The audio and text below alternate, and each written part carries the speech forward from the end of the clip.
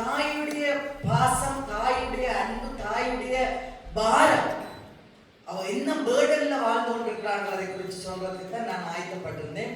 ஆனால் கர்த்தர் எதை பேச போறாருன்னு எனக்கு தெரியாது. நான் சுருக்கமா ஒரு காரியத்தை அந்த பிள்ளைகளுக்கு சொல்லிவிட்டு நான் போக விரும்புகிறேன். என்னன்னு சொன்னால், எனக்கும் தேவை, இங்க இருக்கிற பெற்றோருக்கும் தேவை, அது பிள்ளைகளுக்கும் தேவையா இருக்குன்னு சொன்னா, அந்த பெற்றோர் சந்தோஷமா, ஒரு தாய் சந்தோஷமா இருந்து வாழ வேணும்னா பிள்ளைகள் அதுக்கேற்ற விதமாய் தாயை பேணி பாதுகாக்க வேண்டியது மிகவும் அவசியமா இருக்கு. அல்லையா? நாங்கள் அதுக்கு முன்பாக நாங்கள் காணிக்கைகளை கடந்து செல்வோம். கர்த்ததாவே இந்த காணிக்கைகளை ஆசீர்வதிக்கும்படியாய் கர்த்தருடைய சமத்துல ஒப்பு கொடுப்போம். கரங்களை நாங்கள் கண்களை மூடி தேவனுடைய சமத்துல ஒப்பு கொடுப்போம். கரங்களை காணிக்கிறதுல ரதியை வந்து இந்த வழியில செப்பிங்க. பெண்கள்லாம் இல்லை.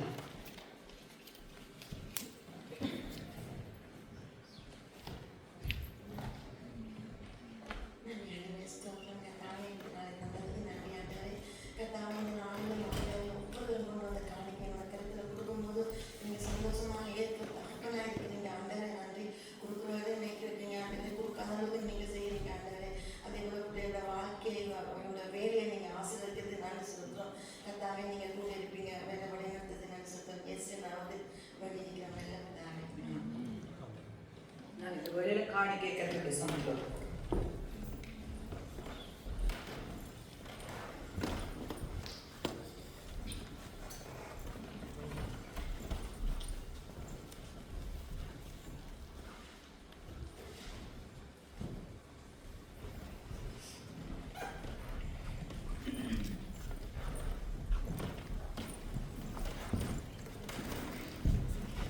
அறிவித்தல்களை கடந்து செல்வோம். வடமை போல் செவ்வாய்க்கிழமை வெள்ளிக்கிழமை கூட்டங்கள் உண்டு. வீடுகளிலே ஜெபிக்க விரும்புகிறார்கள், என்னோட தொடர்பு கொள்ளுங்க. நான் இல்லாவிட்டாலும் குமாரண்ண, ரதியக்கா, பிரியா சிஸ்டர் எல்லாரும் இருக்கணும். அந்த ப்ரே பண்ணுறதுக்கு நீங்கள் உங்களுடைய வீடுகளுக்கு ஜெபிக்க வேண்டுமா இருந்தால் எங்களோட தொடர்பு கொள்ளுங்க. நாங்கள் அதுக்கு ஆயத்தங்களை செய்து உங்களுக்கு ஜெபத்துக்குள்ளே கடந்து செல்ல கிருபை செய்வோம். அதனால நீங்கள் அதுக்கேற்ற விதமாய் காரியங்களை பாருங்கள். செவ்வாய்க்கிழமை வெள்ளிக்கிழமை வளமை போல் கூட்டங்கள் உண்டு. கூட்டங்களிலே கலந்து கொண்டு ஆசீர்வாதங்களை பெற்றுக்கொள்ளுங்க. கர்த்தர் நடத்துவர். ஞாயிற்றுக்கிழமை வளர்ப்பு இந்த இடத்துல கூட்டம் உண்டு. நாங்கள் கர்த்தர்களே எங்களை ஒப்பு கொடுத்து நாங்கள் இந்த நாளில் வந்திருக்கிற ஒருவரையும் நான் கர்த்தர் ஆசீர்வதிப்பாராக. நான் ஒரு சின்ன ஒரு காரியத்தை சொல்லிவிட்டு நான் ஊழிய காரணத்தில் கொடுக்க விரும்புகிறேன். என்னன்னு சொன்னால், அதாவது பிள்ளைகளிடத்துல தான் கேட்க போகிறேன். உங்கள் பிள்ளைகளை நான் வெளியில் போயிட்டுதான் பிள்ளைகளிடத்துல கேட்கறதுக்கு. அதாவது பார்த்தீங்கன்னு சொன்னா, ஒரு தாய் 9 மாதம் தன்னுடைய வயிற்றுல வெளியில பிள்ளைய வச்சிருக்கிறார். 9 மாதம். எத்தனை மாதம்? 9 மாதம் வெளியில விழாம ஒண்ணு செய்யாம நீங்க எத்தனை அட்டாஸ் எல்லாம் செய்வீங்க, அழிப்பீங்கன்னு குதிப்பீங்க, எல்லாம் செய்வீங்க. அப்படி இருந்து அந்த தாய் 9 மாதம் வச்சிருக்கிறார். அதுக்கப்புறம் பாத்தீங்கன்னா 3 வருஷம் 9 மந்த் வயிற்றுக்குள்ள வெளியில வச்சிருக்கிறா. 3 இயர் வந்து உங்களோட கையில வச்சிருக்கிறா இல்லையா? உங்களோட கையில தூக்கி வச்சிருக்கிறா. அதுக்கப்புறம் பாத்தீங்கன்னா அவ இறக்கு மட்டுக்கும் தன்னுடைய இருதயத்துல உங்களை வச்சிருக்கிறா. எத்தனை பேர் அதை நம்புறீங்க? எத்தனை பேர் அதை நம்புறீங்க? ஏன்னு சொன்னா, பிள்ளைகளை வந்து அவ போறவ எப்பவுமே அவ அந்த பிள்ளைகளை தன்னுடைய இருதயத்துக்குள்ள வச்சு எப்பவுமே பார்த்து கொண்டிருப்பா. எங்க பிள்ளை என்ன நடக்குது, என்ன செய்யுது, இது போகுது அப்படின்றலாம் பார்த்து கொண்டிருப்பா. பாத்தீங்கன்னா அந்த பிள்ளை என்ன செய்யுதுன்னு சொன்னா, 5 வயது வருது, சரியா? 5 இயர் வருது பிள்ளைக்கு. என்ன செய்யுது? ஐ லவ் யூ மாமான்னு சொல்லு. எப்ப? 5 இயர், சரியா? ஆனா அப்புறம் பாத்தீங்கன்னா 13 இயர் வந்த உடனே அம்மா ஏதாவது கதைச்சா வாயை மூடுங்கன்னு சொல்லு. எப்படி? நீங்க என்ன கதைக்காதீங்க, நிப்பாட்டுங்கன்னு சொல்லு. 13 வயது வரைக்கும். 16 வயது வரைக்கும் நாங்க என்னதான் ஆலோசனை கொடுத்தாலும், என்னதான் அட்வைஸ் கொடுத்தாலும் என்ன சொல்ல மாட்டா, எனக்கு எல்லாம் தெரியும், ஐ நோ எவ்ரிதிங். 18 வயது வரைக்கும் அவ என்ன நினைக்கணும்னு சொன்னா, நான் போவன், யாரும் என்ன கேட்கக்கூடாது, நான் வெளியில போவன், சுத்துவன், எல்லா இடம் போயிட்டு வருவேன், எல்லாம் செய்வேன், என்ன கேட்கக்கூடாது. 18 வயது வரைக்கும் ரெண்டாவே மெச்சூர்ட் ஆகினேன். அப்ப அம்மா சொல்றதெல்லாம் கேட்காது. அப்புறம் பாத்தீங்கன்னா 25 வயது 25 இயர் வரைக்கும் அந்த 18 வயதுக்கும் 25க்கும் இடையில அவைக்கு என்ன நடக்குதுன்னு சொன்னா வேர்ல்டுக்குள்ள போவினோம், எல்லா இடம் பார்ப்பினோம், எல்லா ஃப்ரெண்ட்ஸோட திரும்பினோம், எல்லாம் செய்யணும், சலிச்சு போயிடும். அது கெட்டகுமாரங்க பார்த்தீங்கன்னா எல்லாம் பொறுத்து போயிடும். அவ என்ன செய்யணும், 25 வயதுல திருப்பி யோசிப்பினோம், அம்மாவோட பாசத்தை இழந்துட்டனே, அம்மாவை விட்டுட்டனே, அம்மா சொன்ன ஆலோசனை மட்டும் நான் கேட்காம போயிட்டேனேன்னு சொல்லி 25 வயதுல திருப்பி யோசிப்பினான். அப்புறம் பார்த்தீங்கன்னா 30 வயதுல அம்மாவை பார்க்க ஆசையாக ஓடினான். நான் செய்ததை நான் சொல்றேன், உங்களுக்கு செய்யாத சொல்ல மாட்டேன். 30 வயதுல என்ன செய்யணும், அம்மாவை பார்க்கணும், அம்மா எனக்கு செய்ததெல்லாம் இவ்வளோ செய்திருக்கிறா, நான் மறந்துட்டேன்னு என்று சொல்லி ஓடினேன். அப்புறம் 40 வயது வரைக்கும் அவைக்கு அந்த பாரம் வருமேன்னு சொல்லுங்க. அவைக்கு அந்த 30 வயதுக்குள்ள வந்துட்டு எல்லாம் அம்மாவுக்கு நான் செய்த அவ்வளவு கொடுமையும் அம்மாவுக்கு நான் செய்த காரியங்கள் அத்தனையும் அவங்க அவருக்கு 40 வயதுல வந்தார். பாரம் வந்துடும். அவர் என்ன செய்வாருன்னு கவலைப்படுகிறார். அம்மா சொன்னதெல்லாம் நான் கேட்டிருந்தேன், இந்த பாரம் எனக்கு வந்திருக்காது என்று. 60 வயது வரைக்கும் ஒருத்தருமே என்னோட இல்லையே என்று இருக்க இல்லையா? எங்களோட லைஃப் அதான், அம்மாவோட லைஃப் அதான், அதைத்தான் நான் சொல்றேன். ஆனால் பிள்ளைகளுடைய வாழ்க்கையில பாத்தீங்கன்னா பிள்ளைகள் 5 விதமான காரியத்தை தாய்க்கு செய்ய வேண்டி இருக்குது. எப்படி இருக்குன்னா, அவங்க ரெஸ்பெக்ட் பண்ண வேண்டி இருக்கு முதலாவது. ரெண்டாவது பாத்தீங்கன்னா அவ சொல்றதை லிசன் பண்ண வேண்டி இருக்கு. அடுத்ததை பாத்தீங்கன்னா அந்த தாயை டேக் கேர் பண்ண வேண்டி இருக்கு. அடுத்தது கதைக்கிறத கைண்ட்லியா கதைக்கிறதுக்கு இருக்குது. அடுத்தது வந்து அப்ரிசியேட் பண்றது. அவ என்ன காரியங்கள் செய்தாலும் அதை நீங்க அப்ரிசியேட் பண்றது இருக்கு. ஆனால் அந்த காரியத்தை விட ஒரே ஒரு காரியம் நான் பிள்ளைகளுக்கு கேட்டுட்டு போறேன். நான் அதை இந்த வயதுல நான் செய்யறதால நான் உங்களுக்கு அதை சொல்ல விரும்புறேன்டா, உங்களோட அம்மாவோட எவ்வளவு நேரம் நீங்க டைம் எடுக்கிறீங்க. இன்றைக்கு பார்த்தீங்கன்னா ஃபோன், லேப்டாப், ஐபேட், ஃப்ரெண்ட்ஸ், இப்படித்தான் நாங்கள் போகிறோமே இல்லையா. உங்களோட அம்மாவோட இவ்வளவு நேரம் நீங்க டைம் எடுத்து அவளோட சின்ன வயது கதையில கேட்டீங்க, அவ எப்படி கஷ்டப்பட்டு வந்தான்றதை கேட்டிருப்பீங்க. ஏன்னா நாங்கள் நீட்டு கதைச்சு கொண்டு இருக்கும்போது சொன்ன ஒரு காரியம் என்னடா, இந்த காலத்து பிள்ளைகள் வந்து 2000க்கு பிறந்த பிள்ளைகள் எல்லாத்துக்கும் டிஃப்ரெண்டான தோட்டு இருக்கு. அதுக்கு முதல் பிறந்த எல்லாருமே சொன்னா அம்மா அப்பா பாசத்துல நாங்க வளர்ந்தாங்க, எங்களை அப்படி வளர்த்துட்டுனா அப்படி இருந்தாங்க. இங்க வந்து அப்படி இல்லை. பாத்தீங்கன்னா அம்மாவோட சின்ன வயது கதையில நாங்க கேட்கும் போதுதான் எங்களுக்குள்ள நாங்கள் என்ன செய்ய வேணும்ன்ற உணர்வு வரும். அது இங்க பிள்ளைகளுக்கு அது தேவையா இருக்கு. அடுத்தது பாத்தீங்கன்னா அம்மா என்ன பிடிச்ச உணவு சாப்பிடுவான்றதை கேட்டு செய்யணும். வேணும்னு சொன்னா பாத்தீங்கன்னா கூடுதலா நீங்க பிள்ளைகளுக்கு தெரியுமோ தெரியாது, இருக்கிற சாப்பாட்டுல பிள்ளைகள் சாப்பிடட்டும்னு அம்மா எத்தனையோ நாள் சாப்பிடாம இருந்திருக்கிறார். அது உங்களுக்கு தெரியுமா? யாருக்கா தெரியுமா? கேட்டிருக்கீங்களா அம்மாண்ட? அம்மா நீங்க சாப்பிட்டீங்களான்னு கேட்டிருக்கீங்களா? உங்களுக்கு தந்துட்டு அம்மா சாப்பிடாம போய் படுத்திருக்கிறா எத்தனை நாள்? கண்டிப்பா நாங்க அதை உணர்ந்து பிள்ளைகள் அந்த காரியத்துக்குள்ள வரும்போது தான் அம்மாவுக்கு ஒரு சந்தோஷம் வரும், அவங்க ஒரு உற்சாகம் வரும். என்னுடைய பிள்ளைகள் என்னோட நின்று என்னுடைய காரியங்களை கவனிக்கிறார்கள் என்ற ஒரு காரியம் வரும். பாத்தீங்கன்னா அவளோட ஒவ்வொரு காரியத்திலும் நீங்க கூட இருந்து அவ செய்த சாக்ரிஃபைஸ், அவ எத்தனையோ சாக்ரிஃபைஸ் உங்களுக்கு செய்திருக்காங்க. காலம் எழுப்புவா, உங்களுக்கு சாப்பாடு செய்வா, உங்களுக்கு எல்லாம் செய்யறா. அத்தை நாங்க நினைவு ஒரு இன்னைக்கு பிள்ளைகளுக்கு தான் அது மதர்ஸ் டே. என்ன பிள்ளைகள் அம்மாவை எவ்வளவுக்கு எவ்வளவு நீங்க கவனிக்கிறீங்களோ அவ்வளவுக்கு அவ்வளவு காரியங்கள் இருக்கு. அதனால கர்த்தருக்குள்ள நான் சொல்றேன், நான் சுருக்கமா சொல்றேன், நான் பிறகு நான் காரியங்களை சொல்லுகிறேன். என்னத்துக்கு நான் அதை சொல்றேன்னு சொன்னா, இன்னைக்கு ஆண்டவர் எங்களோட பேசுற ஒரு காரியங்கள பிள்ளைகளுக்கு தான் பேசுறேன். என்ன எந்த அளவுக்கு உங்களோட அம்மா உங்களுக்காக தியாகம் பண்றான்றதை நீங்க ஒவ்வொரு நாளும் உணர்ந்து கொள்ளணும். அப்பதான் அம்மாவை குறிச்ச காரியம் பாத்தீங்கன்னா எத்தனையோ நீங்க பேஸ்புக்ல போய் பாத்தீங்கன்னு சொன்னா எத்தனையோ தாய்மார வெளியில துரத்தி விடுறாங்க. காசுகள் எல்லாம் வேண்டி, பணங்கள் எல்லாம் வேண்டி வெளியில துரத்தி விடுறாங்க.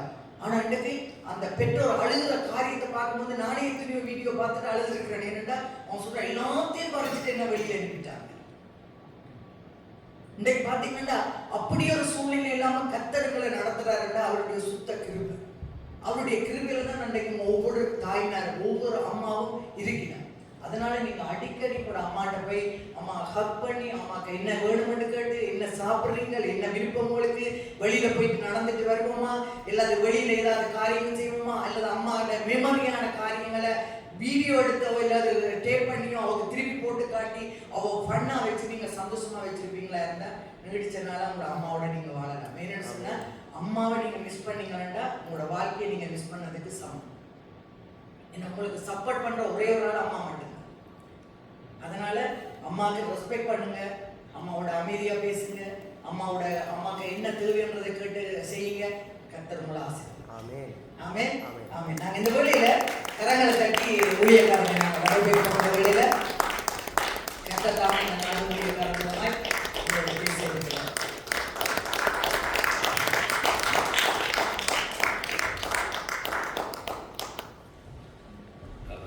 ஹல்லேலூயா. எல்லா தாய்மாருக்கும், தாயாக இருக்கிற சகல தாய்மாருக்கும் தாய்மார் தின வாழ்த்துக்கள். ஆமென். இது மனுஷன் உண்டு பண்ணதல்ல, இது கர்த்தர் உண்டு பண்ணது.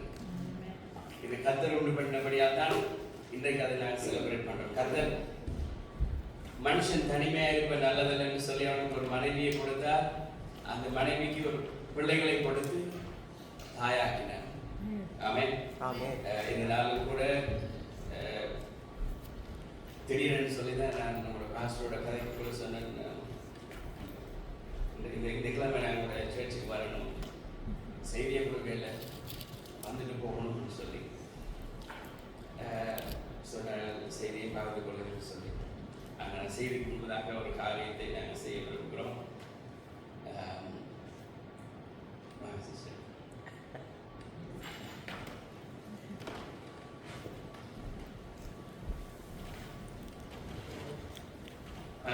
கௌரவப்படுத்தி கனப்படுத்து, கர்த்தர் கனப்படுத்து, மனுஷன் எங்களுக்கு தெரியும். கடந்து வந்த பாதைகள் ஆரம்ப நாள்ல இருந்து இது நாள் வரைக்கும் மனுஷன் துரத்தினாலும் கர்த்தர் தடுக்க மாட்டார், அவர் சேர்த்துக் கொள்வார். அதான் எங்களுடைய கர்த்தர்.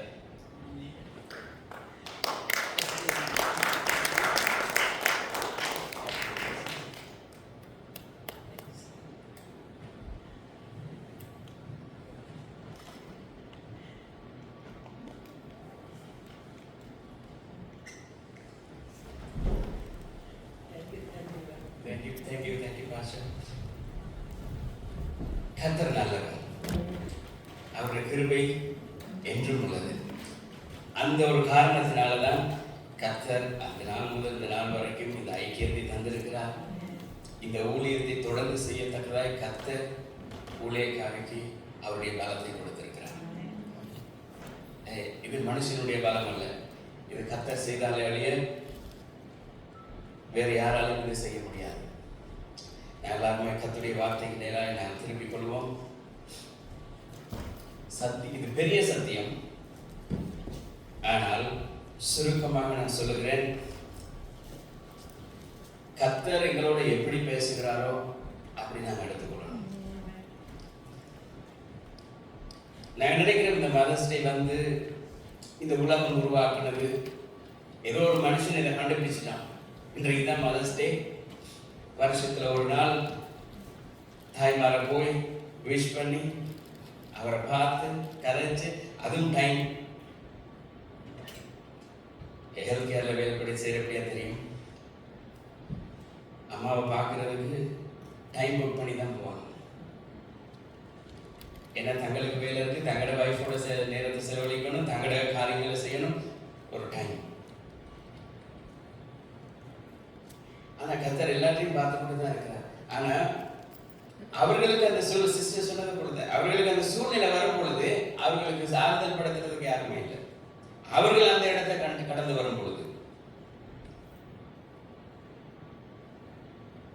இந்த தாய் என்கிறது, இந்த தாய்மார் என்று சொல்லுகிற இந்த தினத்துல இது வெறுமனே ஒரு தாய் கௌரவப்படுத்தி சந்தோஷப்படுத்துறதுனால அல்ல, அங்கதான் ஆவிக்குரிய மறுமலர்ச்சியை உண்டாகுது. ஏன் தெரியுமா? அந்த இடத்துலதான் அந்த குடும்பத்தினுடைய ஆரம்பமே உருவாகிறது. இன்றைக்கு ஐரோப்பாவில் இந்த எழுப்புதல் வர்றதுக்கு காரணம் இப்ப இல்லை, நான் சொல்றது முதலாவது நூற்றாண்டுல இந்த எழுப்புதல் வருகிறதுக்கு காரணமாக இருந்ததே ஒரு ஸ்திரீ, தாய், பாட்டி, யாராவது இருந்திருக்கலாம். அந்த ஒரே ஒரு சகோதரி, அவளோட பேர் வேதத்துல சொல்லப்பட்டிருக்கு. அதனாலதான் இன்றைக்கு ஐரோப்பால அந்த எழுப்புதல் வந்தது. சங்கீதக்காரன் சொல்லுகிறான், மான்கள் நீரோடைய வாஞ்சிக்கிறது போல என் ஆத்மாவை நோக்கி வாஞ்சிக்கிறது. அந்த வாஞ்சை, அந்த தாகம் இருந்தபடினால் அவர்கள் தேவனை தேடுகிறதுக்கு அவ்வளவு வாஞ்சியா இருந்தார்கள். ஏனென்று சொன்னால் தனக்காக அல்ல. வேதத்தில் இருக்கிற எல்லா பெண்களையும் தாய்மாரையும் நீங்க பார்ப்பீங்கன்னா தங்களுக்காக எதையுமே அவங்க பார்க்கல, தங்களுடைய குடும்பத்துக்காக தான். ராகேல பார்த்தீங்கன்னு சொன்னா தனக்காக இல்லை, தன்னுடைய பிள்ளை. ரெபெக்கால பார்த்தீங்கன்னா தன்னுடைய பிள்ளைக்காக. ராகாப பார்த்தீங்கன்னு சொன்னா தனக்காக, தன்னுடைய குடும்பத்துக்காக. அண்ணால பார்த்தீங்கன்னா தனக்காக கேட்கல, இந்த தேசத்தை நடத்த தனக்கு ஒரு குழந்தையை கேட்டார். எல்லாருடைய சரித்திரத்துக்கு பின்பதாக ஒரு பெரிய ஒரு தாக்கம் இருக்கிறது. அவருடைய எதிர்காலத்தில் நடக்க போகிற தாக்கத்துக்காக அவருடைய வாழ்க்கையில் அநேக தாக்கம் நடக்குது. இன்னைக்கு அதான் பார்க்க போறோம். ஏன்னா இங்கதான் முதலாவது எழுப்புதல்ன்றது இங்கதான் உருவானது. அப்போஸ்தலனாகிய பவுல் வந்து சுவிசேஷம் சொன்னான், எல்லாம் சொன்னான். ஆனா எழுப்புதலுக்கு திரும்ப உருவானது இங்கதான் தொடங்குது. ஆவியானவர் ஊற்றப்பட்டார் மேல் வீட்டறையில, ஜனங்கள் ரட்சிக்கப்பட்டார்கள். எழுப்புதல் என்று சொல்லுகிற இந்த காரியம் உருவானது இங்கதான். அப்போஸ்தலர் 16வது அதிகாரம் 12வது வசனத்திலே இருந்து 16வது வசனம் வரைக்கும். Acts chapter 16 verse 12 to 6:15.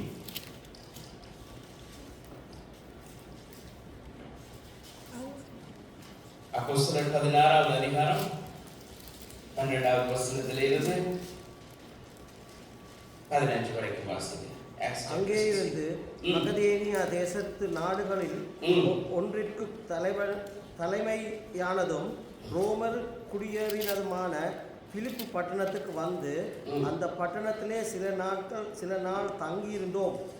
ஓய்வு நாளில் நாங்கள் பட்டணத்துக்கு வெளியே போய் ஆற்றின் அருகே வழக்கமாய் ஜெபம் பண்ணுகிற இடத்திலே உட்கார்ந்து அங்கே கூடி வந்த ஸ்திரீகளுக்கு உபதேசித்தோம். அப்பொழுது தியாத்திரா ஊராலும் இரத்தாம்பரம் விக்கிரவளும் தேவனை வணங்குகிறவருமாகிய லீதியாள் என்னும் பேருள்ள ஒரு ஸ்திரீ கேட்டுக்கொண்டிருந்தாள். பவுல் சொல்லியவைகளை கவனிக்கும்படி கர்த்தர் அவள் இருதயத்தை திறந்தருளினார்.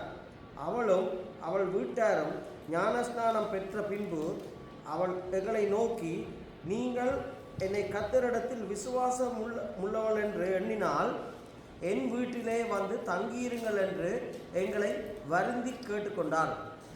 ஆமென். ஆமென். நல்ல ஒரு சம்பவம். இதை நீங்க ஒரு படமா பார்த்தீங்கன்னு சொன்னா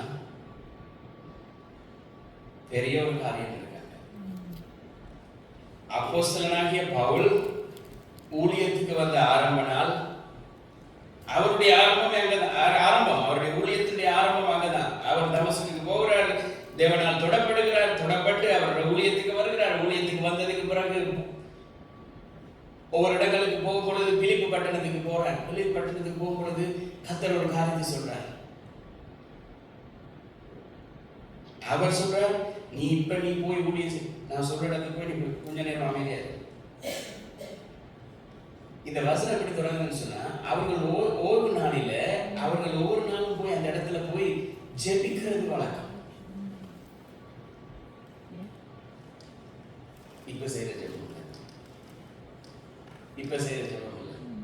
அந்த ஜூம்ல வாட்ஸ்அப்ல அது அன்னைக்கு ஒரு நாள் டைம் கிடைக்கிறதுல அதுல திடீர்னு ஒரு ஜெபத்தில் போயிருந்த ஜெபம் வந்து தேவன் தேசத்திலே வல்லமையான கிரியை செய்யும்படியாக எழுப்புதலை கொண்டு வர முடியாது. நடத்துறவர் நடத்தி கொண்டு தான் இருக்கிறார், செய்தி கொடுக்கிறவர் செய்தி கொடுத்து கொண்டு தான் இருக்கிறார். ஆனா ஒரு ஊழியக்காரர் அந்த பக்கம் தலையை சொல்லிட்டு இருக்கிறார். இங்கே இன்னொருத்தர் இருந்து கொண்டு இன்னொரு வேலை செஞ்சு கொண்டிருக்கிறார். இன்னொருத்தரை பார்த்தா வீடியோ இருக்க ஆளாக. ஆனா இந்த சமூகம் அப்படி இல்லை. பவுல் தேவன் சொல்றார், தேவன் சொல்றதை கேட்டு பவுல் ஊழியத்துக்கு போகிறான், ஒரு காரியத்தை செய்யறான், உண்மைதான். ஆனா இவர்கள் அங்க போக முன்பதாகவே இந்த ஸ்திரிக்கு லிதியாளுக்கு தேவனை பற்றிய அறிவு அவள் தேட வேண்டும் என்கிற அந்த வாஞ்சை இருந்திருக்கு. அவள் ரட்சிக்கப்பட்டதுக்கு பிறகு தனக்காக அவள் தேடியதாக அந்த வேதத்தில் எங்கேயுமே அந்த வசனம் சொல்லல. அவள் தனக்கும் மட்டும் வேணும்னு சொல்லி இருந்தால் அது ஒரு சுயநலமா இருந்திருக்கும். அவர் என்ன சொல்றார், அவளுடைய அந்த ஞானஸ்தானத்துக்கு பிறகு முழு குடும்பமும் ஞானஸ்தானம் பெற்றது. இது பவுலால செய்யப்படல. அவர் தானா போறார், அந்த ஆத்தோரத்துல இருந்து ஜெபிக்கிறார், வளமை போல அவருடைய கூட்டம் இருக்குது, ஜெபம் நடக்குது. அங்க கூடிவாரது முழுக்க ஸ்திரீகள், கூடிவாரது முழுக்க ஸ்திரீகளா இருக்குமா இருந்தா வாலிப பெண்களா இருந்திருக்காது. ஏன்னா இன்னைக்கு ஆசை சொல்லு வேற வேற வேலையில் இருக்கு அவங்களுக்கு. தாய்மார் தான் கூடுவாங்க. எப்படி தெரியுமா? எப்படி குடும்பம் நீங்க பிறகு இந்த செய்தி நீங்க ஆன்லைன்ல பார்க்கக்குள்ள நீங்க பார்க்கலாம். அந்த வீடியோ கிளிப் கவர்மெண்ட் அதில் ஆட் பண்றோம். அவர் சொல்ற, நாங்க இது எப்படி நடக்கும், நாங்க என்ன செய்ய போறோம், அவங்க ஆயத்தப்படுறாங்க. இதுக்கு இப்படிதான் அவங்க கேட்கிறார், எங்களோட குடும்பத்தை எப்படி நடத்தலாம், கத்தருக்குள்ள எப்படி வளர்க்கலாம், எப்படி செய்யலாம். அப்ப அவள் சொல்ற, விசுவாசிப்போம், கத்தரால கூடும். அதனாலதான் பவுல் அந்த இடத்துக்கு தேவன் அனுப்பினார். இந்த லிதியாளுக்காக தான் பவுல தேவன் அனுப்பினார். பவுல் அந்த இடத்துல வந்ததினால லிதியாளை தேவன் தெரிந்து கொள்ளவில்லை, லிதியாளுக்காக தேவன் பவுலை அந்த இடத்துக்கு அனுப்பினார்.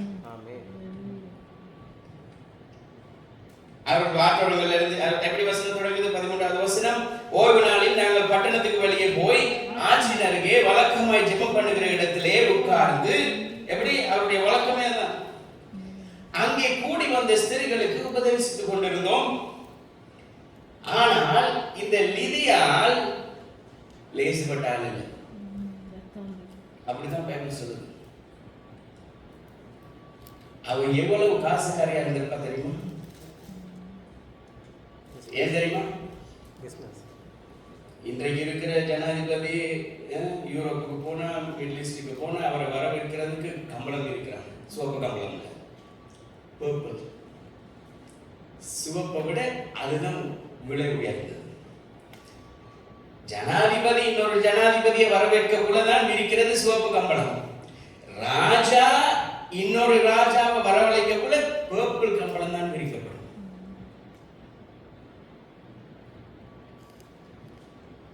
அப்ப எவ்வளவு பெருமதியான ஒரு வேலையை செய்திருக்கிறார்.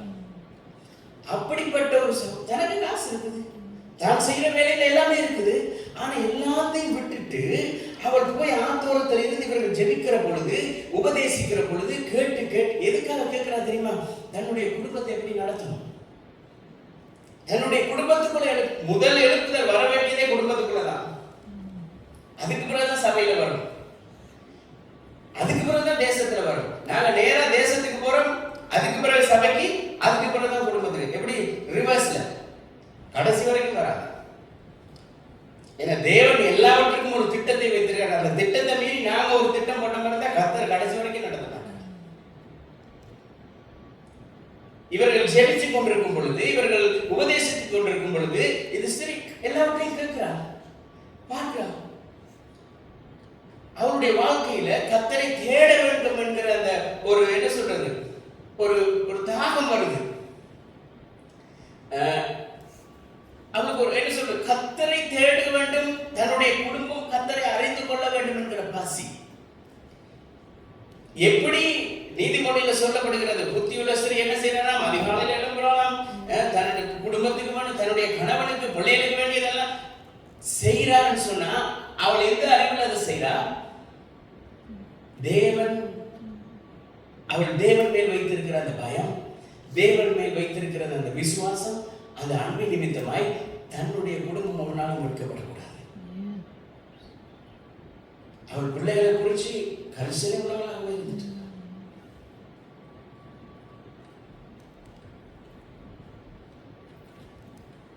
மத்தேயு 5வது அதிகாரம் 6வது வசனம் சொல்லுது, நீதியின் மேல் பசிதாகம் உள்ளவர்கள் பாக்கியம்.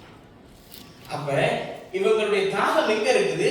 இந்த நீதியின் மேலதான். நீதின்னு சொன்னா இந்த வார்த்தையின் மேல, இந்த சத்தியத்தை கேட்கணும், சத்தியத்தை கேட்டு அதன்படி நடக்கணும். இந்த பிள்ளைகள், என்னுடைய பிள்ளைகள் வளர்ந்து என்னை பெருமைப்படுத்துகிறவர்களாக இருக்க வேண்டும். எப்படி சொல்லணும்?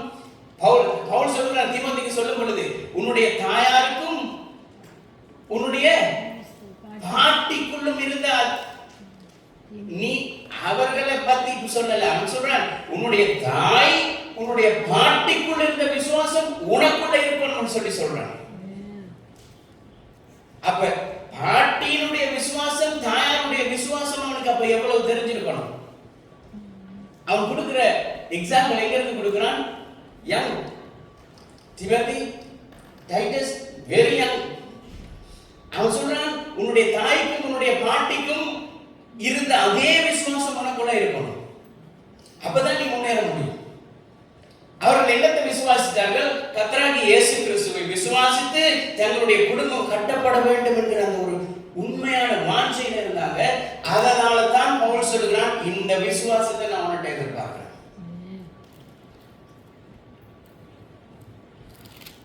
தேவன் ஒவ்வொரு தாய்மாருடைய அழுகுறலையும் கேட்கிறவர். அவர் சொல்றார், சங்கீதத்துல என்ன சொல்றார்? அவர் கண்ணீரெல்லாம் எதுல சேர்த்து வைக்கிறாரா? துருத்தியில சேர்த்து வைக்கிறார். தேவனிடத்துல குடம் குடமா கண்ணீர் சேர்க்கப்பட்டிருக்கு. ஒவ்வொருத்தரும் வடிக்கிற கண்ணீர் எல்லாம் சேர்க்கப்பட்டிருக்கு. தீமோத்தேயுக்கு ஒரு காரியத்தை சொல்றாரு, என்ன தெரியுமா? இன்னைக்கு எவ்வளவு பெரிய ஊழியக்காரர் இருந்தாலும் பத்தி அதை பத்தி எனக்கு பிரச்சனை இல்லை. ஒரு விதவையா இருந்தா அவளை விசாரிக்க வேண்டும்னு சொல்லி பவுல் சொல்றான். தீமோத்தேயுக்கு சொல்றான், உன்னுடைய சபையில வாலிபர்கள் வருவாங்க, சிறு பிள்ளைகள் வருவாங்க, தாய்மார் வருவாங்க, விதவைகள் வருவாங்க. நீ அவர்கள் எல்லாரும் எப்படி கையாளணும்னு சொல்லி கொடுக்கலாம். ஸ்பெஷலா அவன் சொல்லி கொடுக்கிற ஒரே ஒரு காரியம், விதவைகளை எப்படி. ஆனா இன்றைக்கு அங்கதான் பெரிய மிஸ்டேக். அதனாலதான் இன்னைக்கு வளர்ச்சி இல்லாமல் இருக்கிறது. ஆனா கர்த்தர் எல்லாருடைய கண்ணீரையும் அந்த துருத்தியில சேர்த்து வச்சுக்கொண்டே இருக்கிறார். அந்த கண்ணீருக்கு தக்கதான பலனை கர்த்தர் கொடுக்கிறார். அதனாலதான் அண்ணாளுக்கு 1 சாமுவேல் 1வது அதிகாரம் 27வது வசனத்துல அவள் அழுது புலம்பி ஜெபிக்கிறார். ஏலி நினைச்சா ஏலி சிரிக்கிறான், குடிச்சிட்டு வந்து ஜெபிக்கிறான்னு சொல்லி. ஆனா அவளுடைய கண்ணீரை தேவன் சேர்த்து வச்சார். அதனாலதான் சாமுவேல் கொடுத்தார். பவுல் லிதியால பார்க்கிறதுக்கு முன்பதாகவே லிதியா தேவனை தேடினார். பவுல் அந்த இடத்துக்கு வர முன்பதாகவே லிதியாலை தேவன் ஆயத்தப்படுத்தி வைத்திருந்தால் அவருடைய செல்வம், சொத்து, சுகம் அதை பார்த்து தேவன் சொத்து சுகத்தை பார்த்து ஆசீர்வதிக்கிறவர் அல்ல. எங்களுடைய தேவன் எங்களுடைய உள்ளத்தை பார்க்கிறவர். அவருடைய உள்ளத்தை பார்த்தார். அவருடைய உள்ளத்துல உண்மை இருந்தது, விசுவாசம் இருந்தது, நம்பிக்கை இருந்தது, தேவனை தேட வேண்டும் என்கிற அந்த வாஞ்சை இருந்தது. அந்த வாஞ்சை என்ன செய்தது? அவளை தேவனிடத்திலே இன்னும் சேர்த்தது. அவளுடைய இருதயத்தை கர்த்தர் திறந்தார். அதே தேவன் அவளுடைய விசுவாசத்தை கண்டு அவளுடைய குடும்பத்தாருடைய விசுவாசத்தையும் இருதய கண்களையும் திறந்தார்.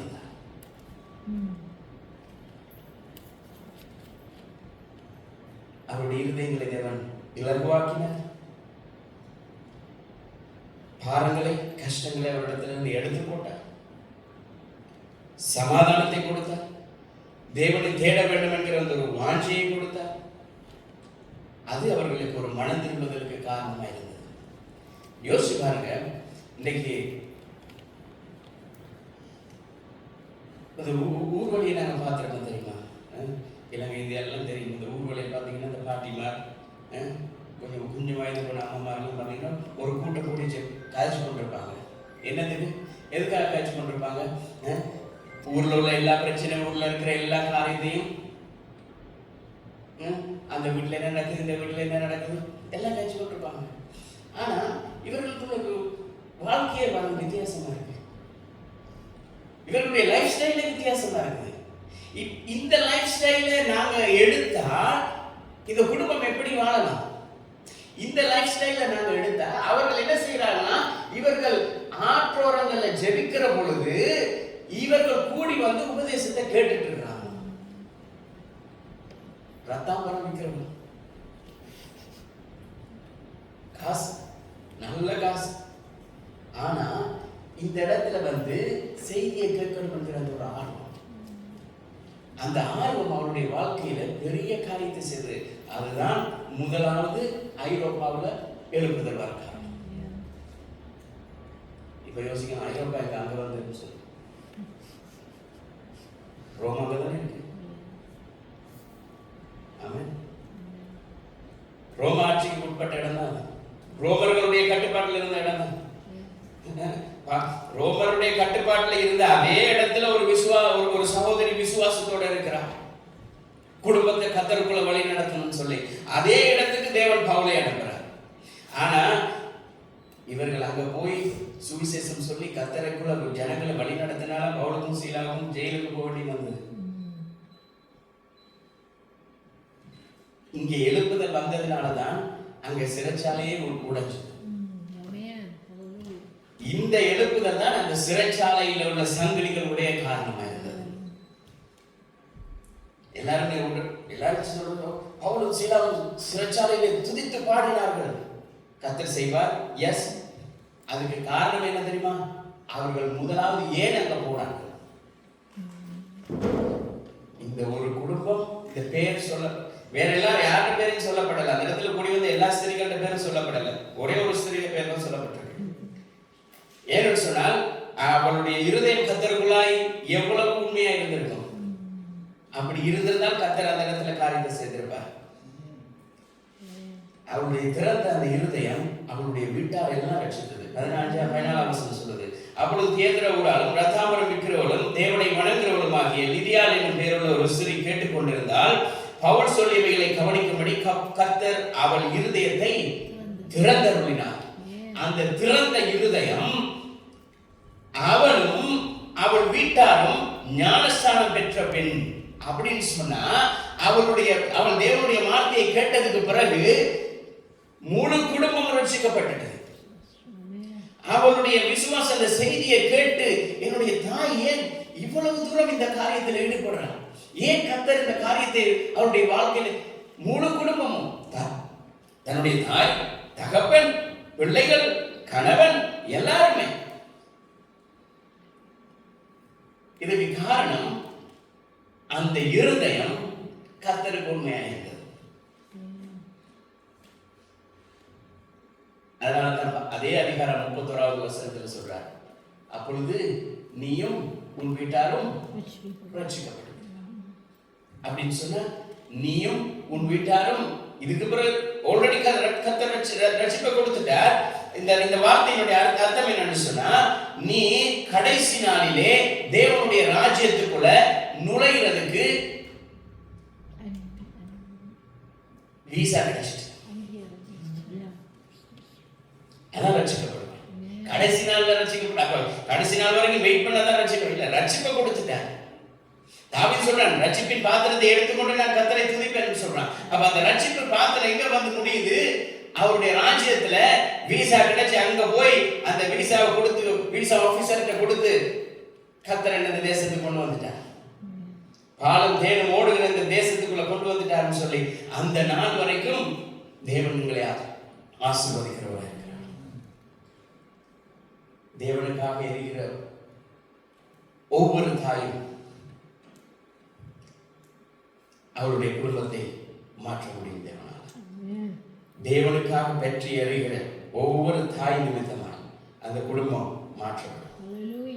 அதான் கர்த்தர் கொடுத்த நீதி, அதான் கர்த்தர் கொடுத்த ஆசீர்வாதம். எழுப்புதல் சொல்லும் பொழுது ஏதோ சாதாரணமா வரப்போறதில்லை. தேவராளி தேவனை எழுப்பினார். அவ்வளவு இஸ்ரவேல் ஜனங்களுக்கு தேவராள பேர் தான் இருக்கு. தேவன் எல்லாருடைய பேரையும் எழுதி வைக்க மாட்டார். யாருடைய இருதயம் தேவனுக்கு உண்மையா இருக்கிறதோ, அவருடைய குடும்பத்துக்காக குடும்பத்தார் தேவனிடத்துல சேரணும் என்று சொல்லி வாஞ்சிக்கிறார்களோ, அவருடைய பேர்ல தேவன் எழுதி வச்சிருக்கிறார். வேதம் எப்பொழுதுமே நீங்க ஆதியாகமத்துல இருந்து கடைசி வரைக்கும் பாத்தீங்கன்னு சொன்னா எல்லா பெண்களும் பாத்தீங்கன்னா கர்த்தர் வல்லமையான விதத்துல ஒரு பெரிய ஒரு மாற்றத்தை கொண்டு வந்திருப்பார். காரணம் என்ன தெரியுமா? அவருடைய அந்த நம்பிக்கை, விசுவாசம், தேவன் மேலுள்ள பற்றுதல். ஆனால் அவருடைய ஜெபத்தினால குழந்தையை தேவன் கொடுத்தார். எஸ்தர் அவருடைய ஜெபத்தினாலே கர்த்தர் தேசத்தையே மாற்றினார். மரியாதை தேவன் தெரிந்து கொண்டார். அந்த தாயினுடைய வயிற்றுல தான் நம்முடைய கர்த்தராகிய இயேசு கிறிஸ்து பிறந்தார். தகப்பன், பரலோக தகப்பன். ஆனால் இந்த பூமியில் ஒரு தாய் உண்மையாய் கர்த்தருக்கு பயந்திருந்தபடியால தான் கர்த்தர் அவளை தெரிந்து கொண்டார்.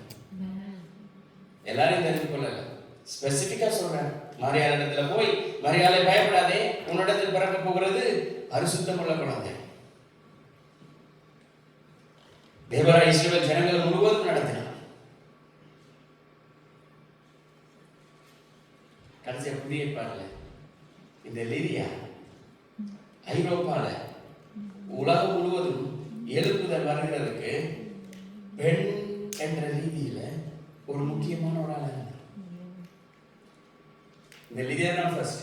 அதுக்கு பிறகு தான் தீத்துட தாய்மார் பெற்றோர் எல்லாம் அதுக்கு பிறகு தான் வராங்க. அதுக்கு பிறகு தான் தீமோத்தி எல்லாம் வராங்க. முதல் பவுலோட இருந்தது யாரு? சீலா தான். அப்ப இந்த முதலாவது சந்திக்கிற குடும்பம் யாரு? இந்த ரத்தாம்பரம் வைக்கிற பெரிய காசுக்கார. பவுல் இந்த காசெல்லாம் தெரிய உடனே ஜெபிச்சுட்டு இருக்கிறான்.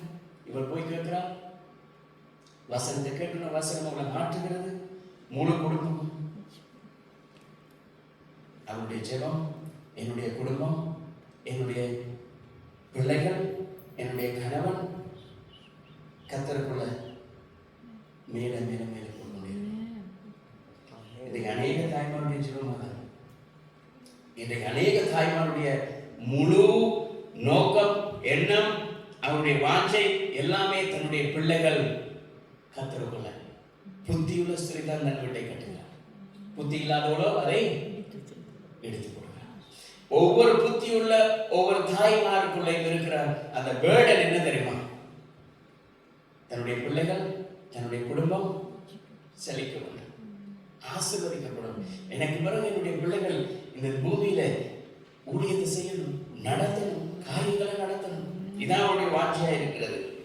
அதனாலதான் எதிரியுடைய தாக்கமும் அவர்களுக்கு அதிகமா இருக்கு. அவர்கள் எவ்வளவு கர்த்தருக்குள்ள இந்த குடும்பத்தை நடத்தணும்னு சொல்லி எதிர்பார்க்கிறார்களோ அந்த அளவுக்கு அவருடைய வாழ்க்கையிலே தடைகளும் அதிகமாயிருக்கிறது. யோவான் 10:10 சொல்றார், திருடன் வருகிறான், திருடன் அழிக்கும், கொள்ளையிடம் நாசப்படுத்துமே அன்றி நானோ அவைகளுக்கு ஜீவன் உண்டாயிருக்க வந்தேன் என்று சொன்னார். அதனாலதான் தேவன் அந்த ஜீவனை கொடுத்து அவர்களுக்கு அந்த வல்லமையை கொடுத்து உற்சாகப்படுத்திக் கொண்டிருக்கிறார். இப்ப கொஞ்சம் நல்லா கால்குலேட் பண்ணி பாத்தீங்கன்னா, ஏன் தாய்மார் தினம் முதல் வருது, அதுக்கு பிறகு தான் மனுஷன் உருவாக்குனது பாருங்க. இது மனுஷன் உருவாக்குனது. அவன் அப்ப யோசிக்கல, இப்ப இருந்து யோசிப்பான். ஏன்னா இப்ப உலகம் போய் கொண்டிருக்கிற வழியே வேறையா இருக்கு. இப்ப என்ன தெரியுமா யோசிப்பான்? ஐயோ, தாய்மார் தினத்தை நான் முன்னால கொண்டு வந்துட்டேன். இல்ல, மனுஷனை தகப்பனை கொண்டு வந்திருக்கணும். ஏன்னா அப்படித்தான் ஓடிக்கொண்டிருக்கு இந்த உலகம் கடைசி நாட்கள்ல. சுகபோக பிரியராகவும், தேவ அன்பு இல்லாதவர்களாகவும், மனுஷனிடத்தில் அன்பு இல்லாதவர்களாகவும், சாத்தான் கொண்டு வந்தான், மனுஷனோட கொண்டு வந்தான். சாத்தான் வேற விதமா யோசிச்சான் அந்த நேரம். ஆனா கர்த்தர் அதை நன்மையா மாத்திட்டார். எழுப்புதல் எங்க இருந்து முதல் வரணுமோ அங்க இருந்து தான் வந்திருக்கு. அதான் எங்களுடைய தேவன். அநேக குடும்பங்கள்ல திருமணங்கள்ல பிரச்சனை, பிள்ளைகள்ல பிரச்சனை, சஞ்சலங்கள், சமாதானம் இல்லை, தங்களுடைய அடையாளமே இல்லாமல் போகிற ஒரு சூழ்நிலை, தங்களுடைய ஜெபத்துக்கு தடை, இவ்வளவு பெரிய பிரச்சனைகள். வேற யாருக்கும் இந்த பிரச்சனை, பிள்ளைகளுக்கு பிரச்சனை இல்லை, தகப்பன்மார், தாத்தா, பாட்டி யாருக்கும் இல்லை. இந்த தாய்மாருக்கு இவ்வளவு பிரச்சனை இருக்கு. எல்லாத்தையும் தேடி பிடிச்சி எடுத்துக்கொண்டு ஓடிக்கொண்டே இருக்கிறார்கள். அவர் ஓடுகிறதுக்கு காரணம் என்ன தெரியுமா? கடைசி நாள் தேவன் எங்களை அவர் வாக்குத்தத்தம் பண்ணினபடி அந்த ரட்சிப்புக்குள்ள கொண்டு போய் நடத்துறது. எங்களுடைய முழு குடும்பமும் ரட்சிக்கப்பட்டு தேவனுக்குள்ளே இருக்கணும். இதுதான் எல்லாருடைய வாயில சொன்னா காணாது. எல்லாரும் ஒன்று சேரணும், சமாதானம், அந்த பாரம் அங்க வரணும். அந்த லிதியாளுக்கு தான் இருந்தது அந்த பாரம், அந்த உண்மையான அந்த ஏக்கம் இருந்ததுனால தான் முழு குடும்பம். அவன் சொல்றார், அவள் சைலாஸ் முடிஞ்ச உடனே எங்களை வீட்டை வந்து நீங்க தங்கி இருந்துட்டு தான் போகணும். ஏன்னு சொன்னா நீங்க எங்களுக்கு இங்க கற்றுக் கொடுத்த இந்த காரியம், நான் தேவன் மேல் வைக்க இந்த விசுவாசமாய் இருந்தது, இந்த விசுவாசத்துக்கு காரணமாய் இருந்தது கர்த்தராகிய இயேசு கிறிஸ்து. அந்த கர்த்தராகிய இயேசு கிறிஸ்து உங்களை இங்க கொண்டு வந்திருக்கிறாரே, என் மூலமாய் இந்த குடும்பத்தை ரட்சிக்கணும்னு சொல்லி அதை நீங்க உறுதிப்படுத்துறீங்களே, நீங்க இப்ப எங்களுடைய வீட்டுல வந்து தங்கி இருந்துட்டு போங்க. தேவனுக்காக எங்களுடைய இருதயத்தை திறக்கிற நேரம் கர்த்தர் பெரிய காரியங்களை செய்வார். தேவனுக்காக எங்களுடைய உள்ளத்தை கொடுக்கிற பொழுது கர்த்தர் வல்லமையான காரியங்களை செய்வார். அங்கதான் எழுப்புதல்ங்கிறது உருவாகிறது. எங்களை அர்ப்பணிக்கிற பொழுதுதான் எழுப்புதல்ங்கிற ஒரு காரியமே உருவாகிறது.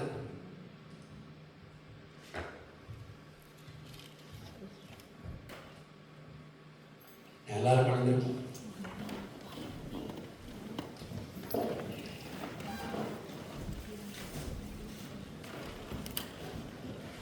அமெரிக்கா தேசத்தில் ஒரு வல்லமையான ஒரு ஸ்திரீ கர்த்தருக்காக எழுப்பினார். பலத்த அற்புதங்கள் எழுப்புதல் உண்டானது. அசுசா ஸ்டேட்ல மட்டுமில்லை, வேல்ஸ்ல மட்டுமில்லை, ஒரு ஸ்திரியால ஒரு பெரிய ஒரு எழுப்புதலை உண்டானது. இன்றைக்கு அவருடைய பேர்ல ஒரு வேதமே, அவள் ஒரு வேதத்தையே எழுதி வைத்திருக்கிறாள். அதாவது புதுவிதமான ஒரு வேதம் இல்லை, அவள் இந்த வேத புத்தகத்தை அச்சிட்டு வெளியிட்டிருக்கிறாள். அந்த அளவுக்கு கர்த்தர் எழுப்புதலை அவருடைய உள்ளத்தில் கொடுத்திருக்கிறார், அந்த பாரத்தை கொடுத்திருக்கிறார். இது வேற ஏதாவது எந்த ஒரு காரணத்தினாலும் அல்ல, அவர்கள் தேவன் மேல் உள்ள அந்த விசுவாசம், அந்த நம்பிக்கை நிமித்தமாய். நான் எல்லாருமாய் ஒன்று சேர்ந்து விசேஷமாய் இந்த இடத்துல இருக்கிற ஆண்கள் எல்லாரும் தாய்மாருக்காக ஒரு விஷயம் எங்களுடைய கரங்களை நீட்டி நாங்கள் ஆசீர்வாதத்தை செபிப்போம். கர்த்தர் இந்த நாட்களில் எங்களுக்கு இந்த ஆசீர்வாதத்தை கொடுத்திருக்கிறார். இந்த தாய்மாரை எங்களுக்கு கொடுத்ததை அவர்கள் மூலமாய் எங்களுடைய தாய் இன்னமும் எங்களுக்காக கண்ணீர் விட்டு அழுது ஜெபித்துக் கொண்டே இருக்கிறார். ஏனது தெரியுமா? இந்த ஊழியங்கள், இந்த ஆசீர்வாதங்கள் இழந்து விடாதபடி தாய் எதுக்காகவே ஜெபிக்கல. இந்த ஊழியம் கர்த்தர் கொடுத்த இந்த ஊழியத்தை எந்த ஒரு காரணத்தினால யாரும் தடை பண்ணிடக்கூடாதுன்னு சொல்லி ஜெபித்துக் கொண்டே இருக்கிறார். அதுக்காக தான் அவருடைய முழு பிரயாசமும் பட்டுக் கொண்டிருக்கிறார். கர்த்தாவே, இயேசுவின் நாமத்தினால் உம்முடைய கரங்களில் ஒப்புக் கொடுக்கிறோம். உம்முடைய வசனம் சொல்லுகிறபடி கர்த்தராகிய இயேசு கிறிஸ்துவை விசுவாசி, அப்பொழுது நீயும் உன் வீட்டாரும் ரட்சிக்கப்படுவீர்கள் என்று சொல்லி கர்த்தாவே, அந்த லிதியாளுடைய வாழ்க்கையிலே தேவனை விசுவாசிக்கிற அந்த விசுவாசம் அவருடைய முழு குடும்பத்தையும் மாற்றினது போல கர்த்தாவே, இன்றைக்கு எத்தனையோ தாய்மார் தன்னுடைய குடும்பங்களுக்காக, தன்னுடைய பிள்ளைகளுக்காக, தன்னுடைய சந்ததிகளுக்காக, தன்னுடைய ஜனங்களுக்காக, தன்னுடைய தேசத்துக்காக, குடும்பங்களுக்காக, சபைகளுக்காக இன்றைக்கு எத்தனையோ தாய்மாருடைய கண்ணீர் அநேக சபைகளை எழுப்பி நிறுத்தி இருக்கிறது. கர்த்தாவே, இன்றைக்கு எத்தனையோ தாய்மாருடைய கண்ணீர் ஜெபம் இன்றைக்கு எத்தனையோ ஊழியக்காரர்களை இந்த பூமியில எழுப்பி இருக்கிறது. எத்தனையோ தாய்மாருடைய ஜெபம் இன்றைக்கு இந்த பூமியிலே கர்த்தர் பெரிய காரியங்களை செய்கிறதுக்கு காரணமாய் இருந்திருக்கிறதா. கர்த்தாவே, உமக்கு நன்றி செலுத்துகிறோம். நீர் ஒரு திட்டம் வைத்திருக்கிறீர். உம்முடைய திட்டத்துக்கு கீழே நாங்கள் இருக்கிற பொழுது கர்த்தர் எல்லாவற்றையும் நேர்த்தியாய் நீர் செய்கிறதுக்காக உங்களுக்கு நன்றி செலுத்துகிறோம். ஒவ்வொரு தாய்மாருடைய வேதனைகள், கண்ணீர்கள், கஷ்டங்கள், பாரங்கள் எல்லாவற்றையும் நீர் பனி போல மறைய செய்கிறதுக்காக உங்களுக்கு நன்றி செலுத்துகிறோம். கர்த்தாவே, இதை பார்த்து கொண்டிருக்கிற இந்த வசனங்களை கேட்கிற ஒவ்வொரு பிள்ளைகளுடைய இருதயங்களிலும் கர்த்தாவே, ஒவ்வொரு தாய்மாருடைய உள்ளங்களிலும் உம்முடைய ஆறுதல், சமாதானம், சந்தோஷம் கடந்து வரும்படியாக ஜெபிக்கிறோம். அப்பா, அவருடைய இருதயங்களில் இருக்கிற பாரங்கள் நீங்கட்டும். உம்முடைய பிரசன்னம், உம்முடைய சமாதானம் கடந்து வரும்படியாக ஜெபிக்கிறோம். கர்த்தாவே, இருந்ததை விட அவருடைய எல்லைகளை பெரிதாக்கி கர்த்தாவே, இன்னும் அநேகருக்கு ஆசீர்வாதமான கர்த்தாவே, அவருடைய வாழ்க்கையை கண்டு அநேகர் ரட்சிக்கப்படத்தக்கதாய் ஒவ்வொரு தாய்மாருடைய உள்ளங்களிலும் உம்முடைய வல்லமையான கிரியைகளை நடப்பிக்கிறதுக்காக நன்றி செலுத்துகிறோம். பிள்ளைகள் எல்லாரும் கர்த்தரால் போதிக்கப்பட்டிருக்கவும் கர்த்தாவே, இந்த பிள்ளைகளை குறித்து குறித்து இந்த தாயாரை குறித்து அந்த பிள்ளைகள் சாட்சி உள்ளவர்கள் என்று சொல்லத்தக்கதை அந்த பிள்ளைகளும் கர்த்தாவே தாய்மாருக்கு அடங்கி கர்த்தாவே தாயினுடைய சொல்படி கேட்டு தேவனுக்கு கீழ்ப்படிந்து வளர நீர் கிருபை செய்வீராக. கர்த்தாவே உம்முடைய கிருபை ஒவ்வொருவரும் மேல் இருக்கட்டும். கர்த்தாவே இந்த ஊழியக்காரிக்காக ஜெபிக்கிறோம். கர்த்தர் இந்த சபைக்கு கொடுத்த இந்த ஊழியக்காரி மூலமாய் கர்த்தர் இந்த தேசத்திலே கர்த்தாவே இந்த சபையிலே நீர் செய்து வருகிற செய்ய போகிற எல்லா நன்மைகளுக்காக உங்களுக்கு நன்றி செலுத்துகிறோம். நீங்கள் ஆசீர்வதிப்பீராக. இயேசுவின் நாமத்தில் கொடுத்து ஜெபிக்கிறோம் நல்ல பிதாவே. ஆமென்.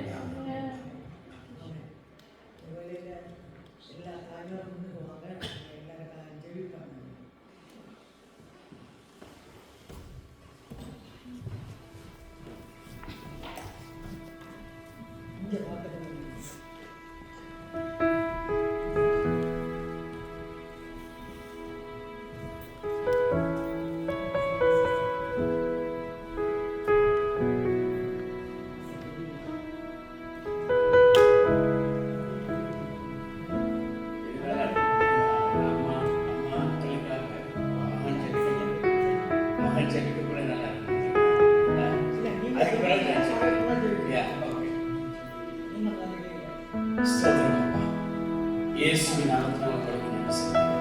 கர்த்தாவே இயேசுவின் நாமத்தினால் நீர் இந்த இடத்திலே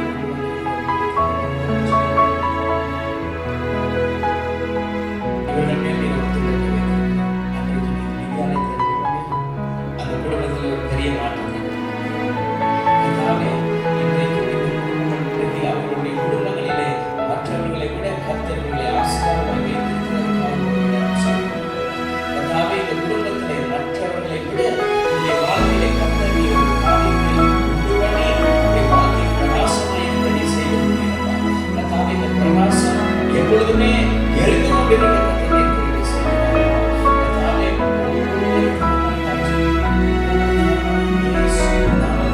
ஆசீர்வதிக்கிறோம். கர்த்தர் உங்களுடைய முகத்தை உங்கள் மேல் பிரசன்னமாக்கி கர்த்தாவே சமாதானத்தை நீங்கள் கட்டளையிடுகிறதற்காக உங்களுக்கு நன்றி செலுத்துகிறோம். ஆரோக்கியம் வரப்படி கர்த்தர் எல்லா காயங்களை கட்டி கர்த்தர் நீரவர்களை இன்னும் உற்சாகப்படுத்தி கண்களை போல செட்டைகளை அடித்து எழுந்தத்தக்கதான பலத்தை